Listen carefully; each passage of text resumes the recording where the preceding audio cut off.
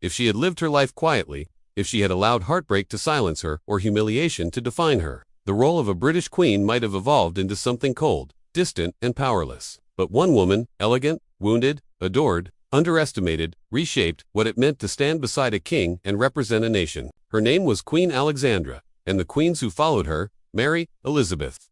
Even the modern royals inherited not her crown, but her blueprint. Because Alexandra didn't just live as a queen. She taught Britain how a queen should behave, and she did it without ever meaning to. When Alexandra first stepped onto British soil, at just 18 years old, she was everything a young princess should be: beautiful, soft-spoken, graceful. But beneath those qualities was a deeper strength. She arrived in a court dominated by Queen Victoria, a court that believed queens must be stern, rigid, emotionless figures. Alexandra changed that within a year. Her warmth disarmed people. Her gentleness made them loyal. Her kindness made them protective. She didn't lecture. She didn't command. She didn't demand attention. She simply became beloved. And for the first time in centuries, the British public realized a queen could be gentle and powerful at the same time. Her influence began with the simplest transformation: human connection. Alexandra didn't hide in palaces. She visited markets. She walked among crowds. She attended charity events without fanfare. She greeted people warmly, not stiffly. Londoners had never seen anything like it. Women said she made royalty feel closer. Men admired her poise. Children adored her presence. This became the foundation for the queens who came after her. Queen Mary would adopt Alexandra's public elegance.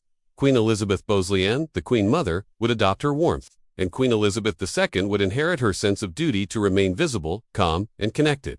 Alexandra shaped them not through instruction but through example. But it wasn't just her kindness that reshaped the monarchy. It was her resilience. Her marriage to Edward VII was painful. He was charming, extravagant, and deeply unfaithful. His affairs were public. His mistresses flaunted themselves. And the newspapers loved scandal. Alexandra endured humiliation quietly, but with a dignity so powerful that even her rivals respected her. She never lashed out publicly. She never allowed scandal to touch her children. She protected the monarchy even when her heart shattered. Future queens studied her. Queen Mary became famous for never showing emotion in public, even through war and loss. Queen Elizabeth II learned the discipline of silence, the power of calm, and the art of carrying private pain with public strength. Those traits, the ones Britain admired for generations, came from Alexandra's survival. But perhaps her greatest influence came from something no one predicted: her transformation of the royal image. Alexandra didn't just set trends, she created the modern idea of royal glamour. Her graceful walk, her unique collars, her high-necked gowns, her layered pearls, all became part of the royal identity. She taught future queens how to use fashion as a message, elegance as diplomacy, poise as power, style as symbolism. Queen Mary adopted Alexandra's love for grand jewels and made them timeless. Queen Elizabeth II embraced Alexandra's concept of a consistent, recognizable image. Even Princess Diana and Catherine, Princess of Wales, benefited from Alexandra's blueprint, using beauty as a bridge between royalty and the public. Alexandra made queens icons, not ornaments.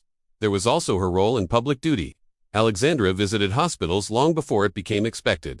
She comforted wounded soldiers, spoke to widows and orphans, and used her influence to fund medical care for the poor. Before her, queens supported charities. After her, they led them. Queen Mary continued this. Queen Elizabeth II dedicated her life to service.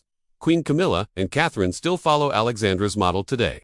She turned compassion into part of the crown's responsibility. And Britain never forgot. But perhaps Alexandra's most lasting influence came from something deeper, something emotional, dramatic, almost invisible. She changed what it felt like to have a queen.